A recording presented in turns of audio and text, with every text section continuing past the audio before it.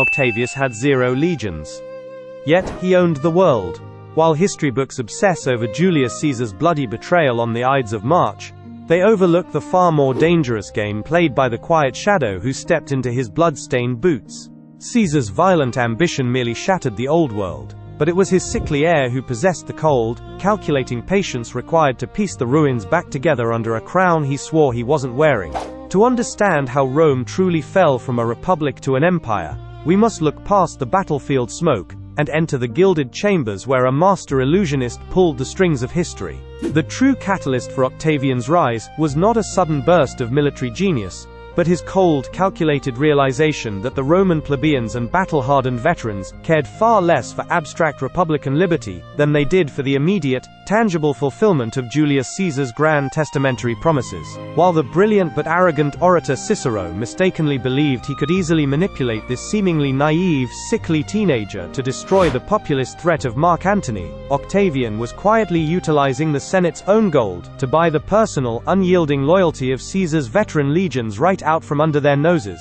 By masterfully presenting himself to the public as a pious, grieving son merely seeking justice for his murdered father, Octavian masked his ruthless political ambition so perfectly that both his allies and his bitterest enemies completely underestimated his capacity for absolute cold-blooded violence. Then, in the sweltering summer of 43 BC, the frail young man who had promised to defend the Republic turned his back on his benefactors, marching his newly acquired legions directly onto Rome to demand the consulship at sword point, revealing a terrifying truth that left the senators utterly paralyzed in their seats. He did not seek to physically destroy the Senate, but rather to use their own ancient sacred laws to legitimize his absolute power, forcing them to condemn his father's assassins while he systematically seized control of the state's vast treasury to fund his personal ambitions. Recognizing that he could not defeat the formidable Mark Antony alone, he formed a brutal three-way alliance, dividing the Roman world like a piece of cheap cloth, while signing the death warrants of 300 senators, including the very Cicero who had once sought to use him. This bloody purge was not born of mere cruelty,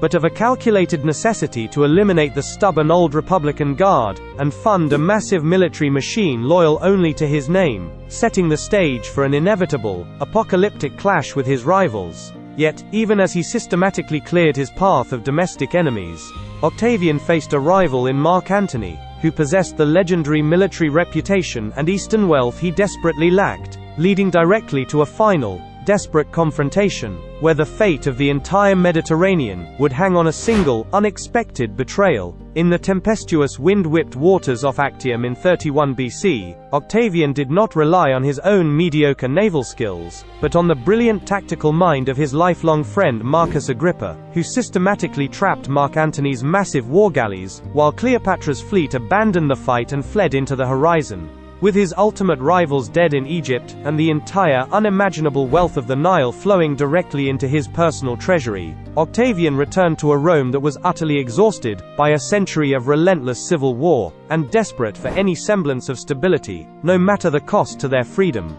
He understood with absolute clarity that the Roman people would never tolerate an open monarch, so instead of declaring himself dictator as his assassinated adoptive father had done, he devised a brilliant piece of political theater that would redefine the nature of power for the next 3 centuries. On a cold January morning in 27 BC, Octavian walked into the crowded Senate House, dramatically surrendered all his extraordinary military and civil powers back to the senators, and announced that the Republic was fully restored, only for the panicked assembly to immediately beg him to retain control. By staging this elaborate, masterfully rehearsed act of political renunciation, he allowed the proud senators to keep their prestigious titles, their traditional purple-bordered robes, and their ancient offices, while he quietly retained personal command of the frontier provinces, where the vast majority of Rome's legions were stationed. He adopted the modest title of princeps, meaning first citizen, craftily presenting himself as a mere servant of the state, who was first among equals, even as every single legionary across the vast empire swore a sacred, personal oath of allegiance to him, and him alone. He systematically rebuilt Rome's crumbling marble temples, restored traditional religious values, and funded massive public works, creating a gorgeous, gilded illusion of a revived Golden Age republic that successfully masked the absolute, unyielding military dictatorship operating just beneath the surface. But as the peaceful Golden Age of the Pax Romana settled over the Mediterranean, a dark, unspoken question began to echo through the grand marble halls of his newly constructed palace. What would happen to this carefully constructed illusion when the master actor finally closed his eyes? The true genius of Augustus lay not in his ability to win bloody battles or conquer vast new territories, but in his profound understanding of human psychology, realizing that people will gladly surrender their actual political freedom as long as you leave them with the comforting, empty symbols of their heritage. For 40 years he maintained this delicate charade, living in a modest house, wearing clothes woven by his own wife Livia, and walking the streets of Rome like an ordinary citizen, all while possessing the absolute power to execute anyone who dared to threaten his silent grip on the state. Yet behind this carefully curated image of a simple servant of Rome lay a deeply paranoid ruler, who systematically poisoned his own family's happiness, exiling his only daughter Julia to a barren island for violating the very moral laws he had forced upon the empire. The ultimate twist of his reign came on his deathbed in 14 AD, when, instead of offering grand patriotic words about the eternal glory of Rome, he turned to his closest friends, and asked them if he had played his part well in the comedy of life, requesting their applause as he bowed out of the grand illusion he had created.